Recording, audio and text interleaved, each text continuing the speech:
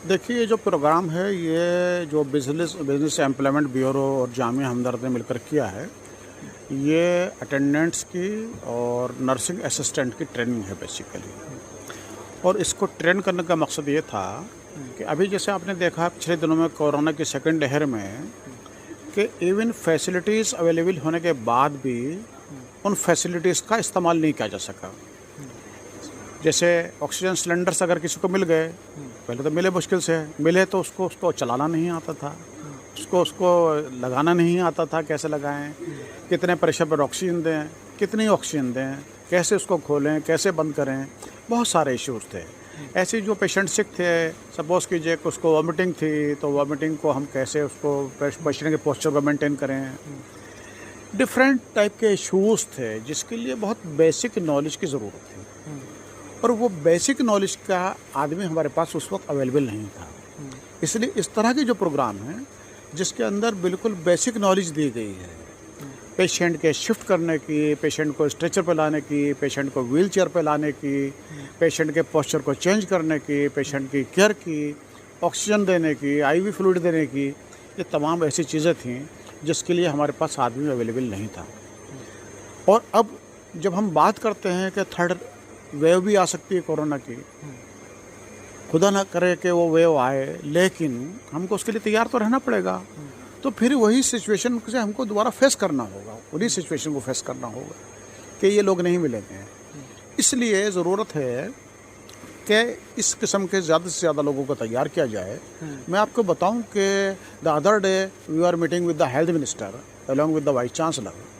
तो health minister हमारे दिल्ली सरकार के, उनका भी यही सोच था कि करीब 1 लाख लोग, 1 लाख वॉलंटियर्स ऐसे तैयार किए जाएं जो कि ज़रूरत पड़ने पर इस तरह की जो फैसिलिटीज़ हैं, जो छोटी छोटी चीज़ें हैं, वो लोगों को दे सकें। इसलिए इस ट्रेनिंग का करना इस वक्त इंतहाई वक्त की ज़रूरत है और हम सबको इस ट्रेनिंग को जितने भी ज़्यादा लोगों को दे सकें वो देना चाहिए। आज हमारा सेकंड बैच का वैलिडेटरी फंक्शन था जिसमें हमारे 53 स्टूडेंट को हमने ट्रेन किया, जो नॉर्मली नई दिल्ली पुलिस के डीसीपी साहब ने भेजा था और कुछ हमारे संगम विहार से बच्चे आए थे। तो ये आज हमने 53 बच्चों को 4 वीक ट्रेनिंग कंप्लीट किया है, जिसमें उनको सारा चीज़, एक नर्सिंग असिस्टेंट के जो भी रिक्वायरमेंट्स थे वो सारा कुछ हमने ट्रेन किया है। सर, कितने दिन का बच्चे जो हैं, कितने बच्चे ट्रेनिंग किए, कितने दिन का कोर्स था? देखिए ये 4 क्या क्या सिखाया गया?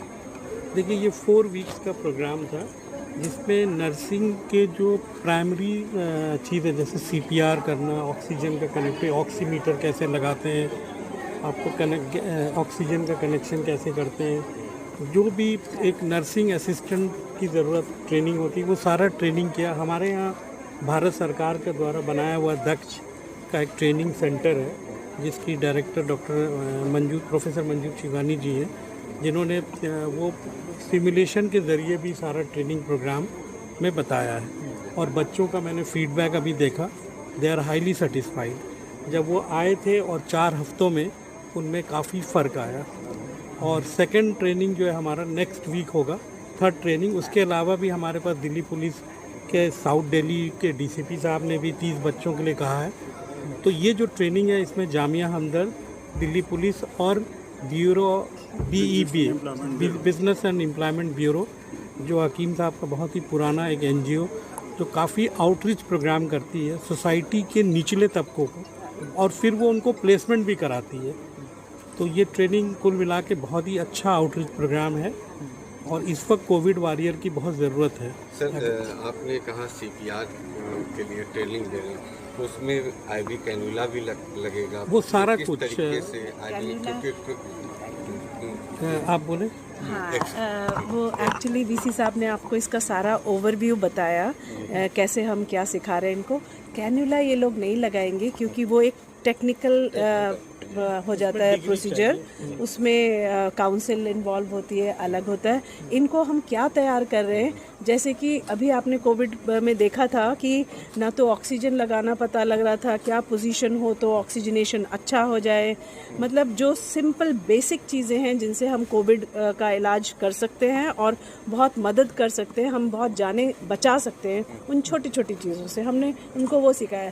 सपोज हाथ धोना ही एक अच्छी तरह, जो 6 स्टेप्स हैं वो एक अच्छे से सिखाया, कैसे बायोमेडिकल वेस्ट कैसे वो कहाँ पे फेंकें, ऑक्सीजन कैसे शुरू करें, कॉन्सेंट्रेटर क्या होता है, सिलेंडर से कैसे ऑक्सीजन दी जाती है उनको, उनका जो बेड सोर हो गया, अगर बहुत दिन लेटे हुए हैं तो बेड सोर के लिए वो क्या करेंगे, पोजीशन चेंज करनी है उनकी बार बार, और इससे रिलेटेड जो और प्रोसीजर्स हैं वो सिखाए गए इनको। बच्चों के अंदर क्या इम्प्रूवमेंट दिख रहा है? बच्चे तो सर ने जैसा अभी बताया आपको, इतना कॉन्फिडेंट थे आज जो उन्होंने फीडबैक दिया सर, आपने देखा वो, और सर ने अभी भी बोला है जैसा कि उनका कॉन्फिडेंस लेवल, मतलब बच्चा इतना अच्छा बोल के जा रहा है।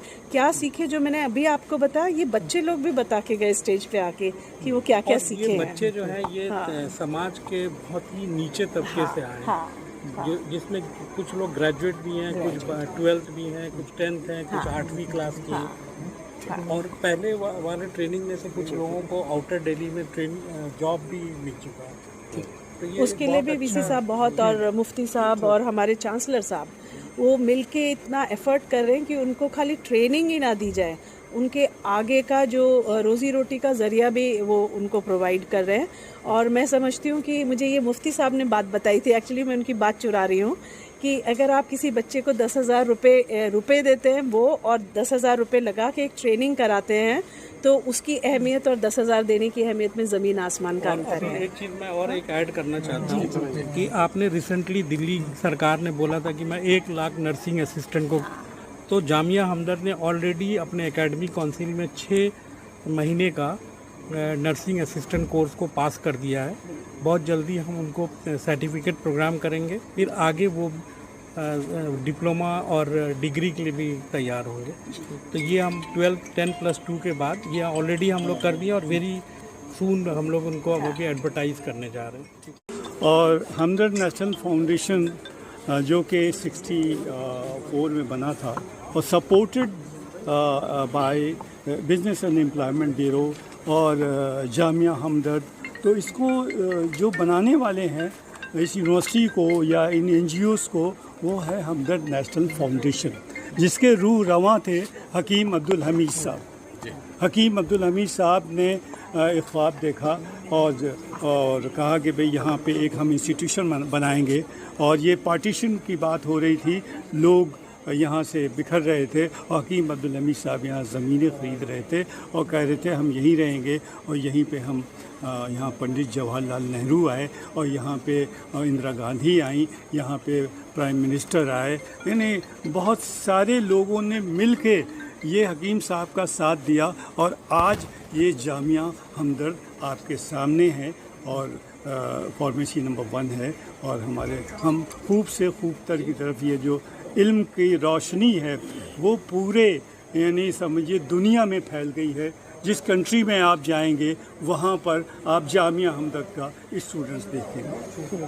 और साथ में हमने थर्ड जो बैच शुरू हो रहा है वो किसके साथ शुरू हो रहा है? थर्ड ह्यूमन सॉलिडेरिटी फाउंडेशन है, ये 3rd बैच हम उनके साथ करने जा रहे हैं, और उन्होंने 94 स्टूडेंट्स को सॉर्ट आउट किया है, और हमने 45 का बैच बनाया है, और 1 हफ्ते के अंदर हम ये ट्रेनिंग शुरू कर देंगे।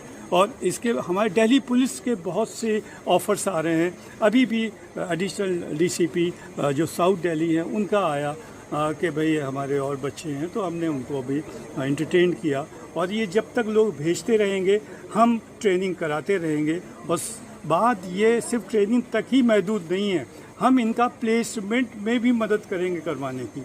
हमने एक प्लेसमेंट ऑफिसर अपॉइंट किया है इसी पर्पज़ के लिए।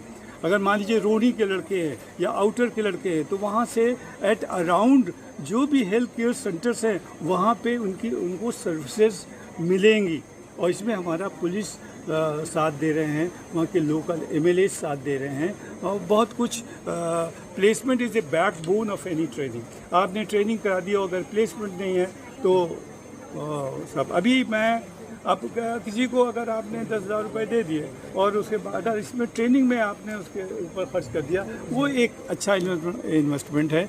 वो अपने परिवार को देखेगा, अपनी फैमिली को देखेगा और बहुत कुछ आगे ले जाएगा। तो बहरहाल हमारी कोशिश ये है और आप लोगों की बहरहाल कोऑपरेशन है कि हम खूब से खूब तर की तरफ बढ़ते चले जा रहे हैं और इंशाल्लाह बढ़ते चले जाएंगे।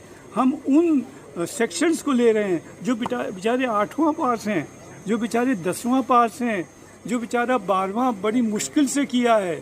तो ये वो सेगमेंट है जो यहाँ आके बड़ी कॉन्फिडेंस से बोल रहा है कि अब हम ट्रेंड हो गए हैं और हम एज ए वॉरियर काम करेंगे, ये जो कोरोना के वॉरियर। तो हम कोरोना के वॉरियर्स तैयार कर रहे हैं। अगर खुदा ना खास्ता ऐसी कोई थर्ड वेव जैसे आती है तो ये हम जो हमारी ये लोग तैयार रहेंगे उससे मुकाबला करने के लिए, सर्विसेज देने के लिए।